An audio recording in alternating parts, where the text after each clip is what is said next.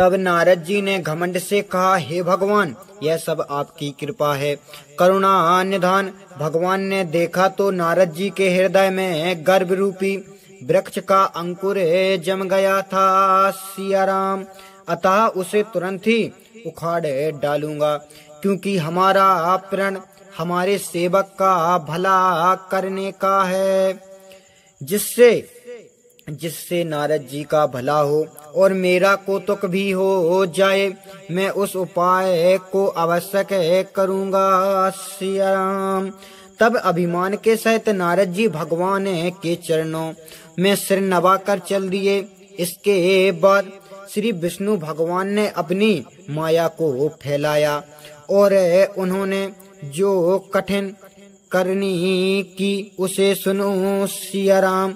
उस माया ने मार्ग में 100 योजन विस्तारित लंबा और चौड़ा एक नगर निर्माण कर दिया, जिसकी भांति भांति की रचना भगवान श्री हरि के बैकुंठ से भी अधिक थी सिया राम। उस नगर में मानो कामदेव और रति के समान शरीर धारण किए बहुत से सुंदर स्त्री पुरुष निवास करते थे। उसी पुर में शील निधि नामक राजा वास करता था, जिसके पास अगणित घोड़े, हाथी और सेना का समाज था सिया राम। 100 इंद्र समान जिसका ऐश्वर्य और विलास था। तब जो रूप बल और तेज एवं शील का निवास था, उसके एक कन्या थी, जिसका नाम विश्व मोहिनी था, जिसे देखकर लक्ष्मी जी भी मोहित हो जाती थी सिया राम। वह कन्या श्री हरि भगवान की माया के गुणों की खान थी। उसकी शोभा क्या बखानी जा सकती है। वह राजा अपनी पुत्री का स्वयंवर कर रहा था, जिसके लिए वह अगणित राजा आए हुए थे सिया राम। तब कौतुकी नारद जी उस सुंदर नगर में जाकर नगर वासियों से पूछते हैं। सब चरित्र सुनकर राजा के घर आए।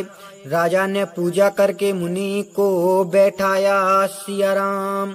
तब राजा ने कन्या को लाकर नारद जी को दिखाया और कहा कि हे नाथ, अब आप इस कन्या के दोष और गुणों को अपने हृदय में विचार कर कहिए सिया राम। उसके रूप को मुनि बहुत देर तक देखते रहे और अपने बैराग को भूल गए। उसके लक्षण देख उनके हृदय में जो आनंद पैदा हुआ उसको प्रकट करके नहीं कह सके सिया राम। फिर बोले, जिसको यह कन्या वरेगी वह अमर हो जाएगा और उसको युद्ध में कोई जीत नहीं सकेगा। सभी चराचर जीव उसकी सेवा करेंगे। जिसको यह शील निधि कन्या वरेगी सिया राम। इस प्रकार उसके संपूर्ण लक्षणों को विचार कर नारद जी मन में रख लिए और कुछ बना कर राजा को सुना दिए और कहा कि आपकी कन्या सुलक्षणी है। राजा से ऐसा कहकर नारद जी चल दिए, किंतु मन में बड़ा ही सोच रहा सिया राम। अब मैं जाकर वही उपाय करूंगा कि जिससे राजकुमारी मुझे वर ले, अर्थात विवाह कर ले। इस समय जब तब कुछ नहीं हो सकता। हे विधाता, किस प्रकार यह कन्या मुझको मिलेगी सिया राम, क्योंकि इस समय तो अत्यंत शोभा और सुंदरता होनी चाहिए कि जिसको देखकर राजकुमारी मोहित हो जावे और मेरे गले में जयमाला पहना देवे सिया राम। यदि इस समय भगवान के पास सुंदरता मांगने जाऊं तो जाने में बहुत देर लगे जाएगी और श्री हरि के समान मेरा भला चाहने वाला और कोई नहीं है। इस समय वही मेरे सहायक होंगे सिया राम। उस समय नारद जी ने अनेक भांति से विनती की तो कौतुकी और कृपालु भगवान श्री हरि प्रकट हो गए। तब प्रभु का दर्शन करके मुनिवर के नेत्र शीतल हो गए और अब कार्य सिद्ध हो गया, ऐसा समझकर हृदय में हर्षित हुए सिया राम और अत्यंत दुखित मन से कथा सुनाकर कहा, हे प्रभु कृपा पूर्वक आप मेरी सहायता कीजिए।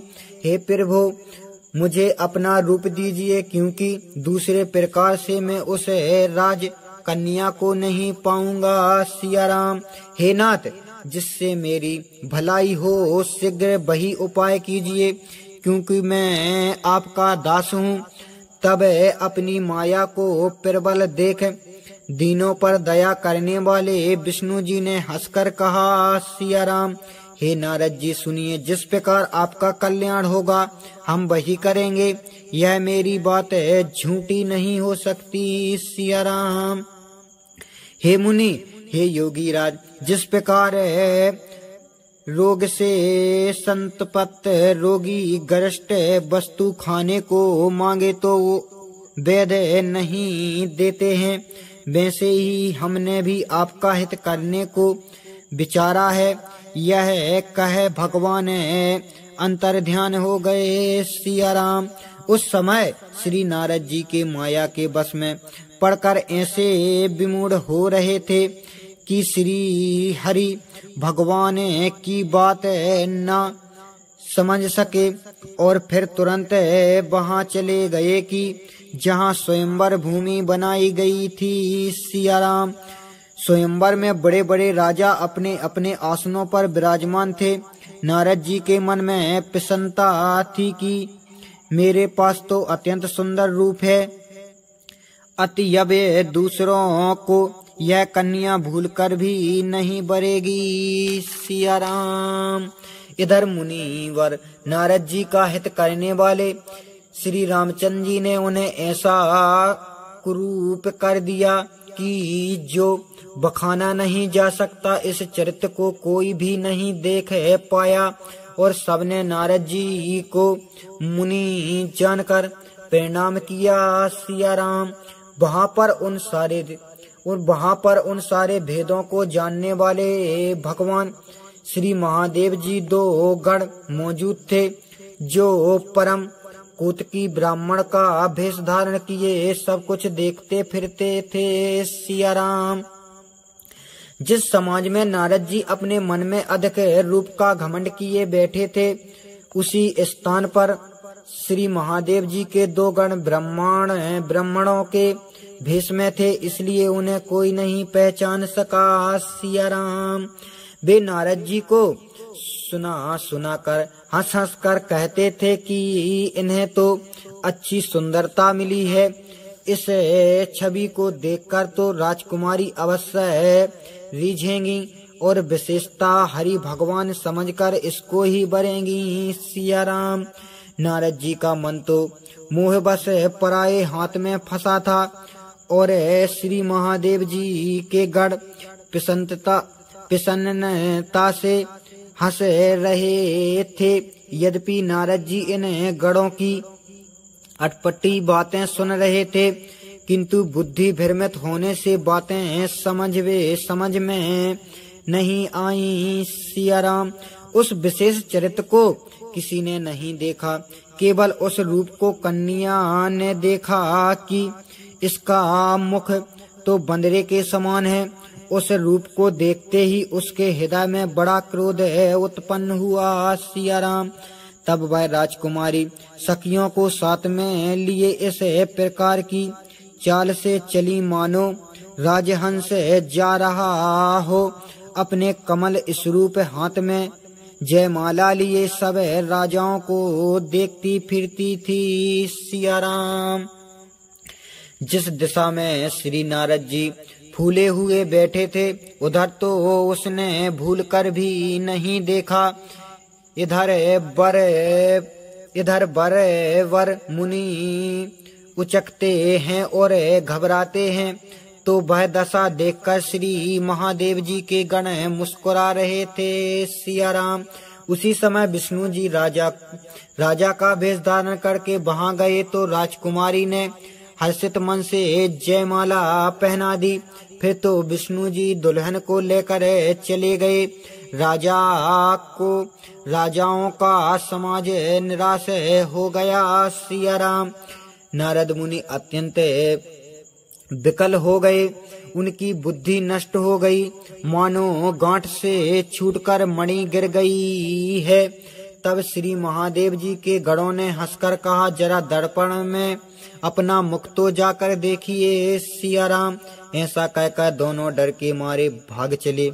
नारद जी ने अपने मुख को पानी में जाकर देखा। अपना भेष देखते ही उनका क्रोध प्रचंड रूप से बढ़ गया। इससे उन्होंने उन दोनों गणों को भारी श्राप दे दिया कि सिया राम, तुम दोनों बड़े कपटी और पापी हो, इससे जाकर राक्षस हो जाओ। जैसे हमें हंसे थे उसका फल लो। अब फिर आगे तो किसी मुनि की हंसी नहीं करोगे सिया राम। फिर जल में देखा तो अपना पहले का रूप पाया, किंतु हृदय में संतोष नहीं आया। होंठ फड़कने लगे, मन में महाक्रोध हो बड़े वेग से लक्ष्मीपति भगवान विष्णु के पास चले सिया राम। अब या तो चलकर साप दूंगा या मारूंगा, क्योंकि उन्होंने संसार में मेरी हंसी कराई है। ऐसा विचारते हुए जा रहे थे कि मार्ग में ही भगवान मिल गए, जिसके साथ लक्ष्मी और राजकुमारी थी सिया राम। तब विष्णु जी ने कोमल शब्दों में कहा, हे मुनि, व्याकुल की तरह कहाँ जा रहे हैं? यह वचन सुनते ही नारद जी हृदय में बड़े क्रोधित हो गए और मोहवश उसके हृदय में ज्ञान न रहा सिया राम। वे बोले कि तुम इतने बड़े ईर्ष्यालु और कपटी हो कि पराई संप्रदा को नहीं देख सकते हो।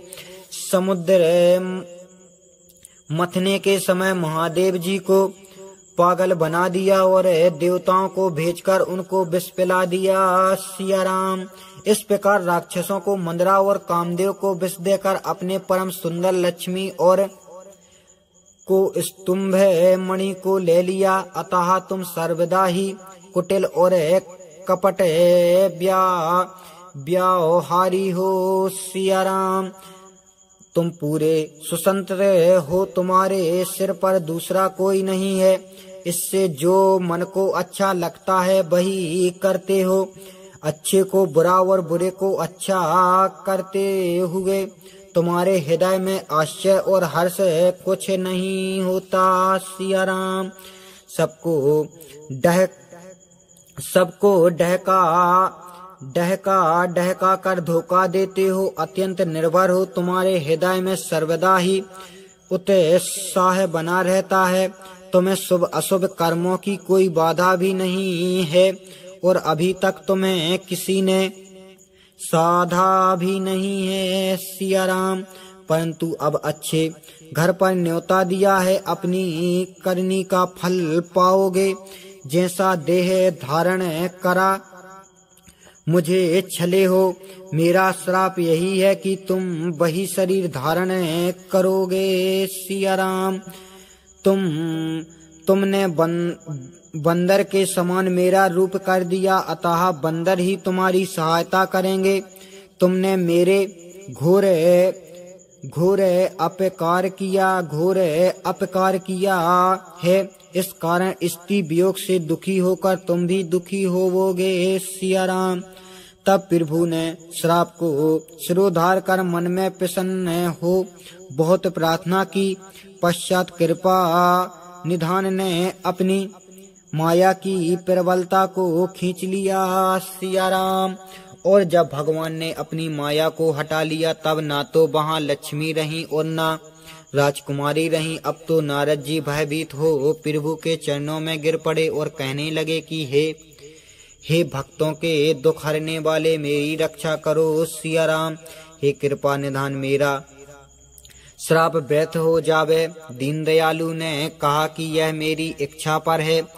तब नारद जी ने कहा कि मैंने जो आपको बहुत दुर्वचन कहे हैं, सो मेरा यह पाप कैसे नष्ट होगा। सिया राम।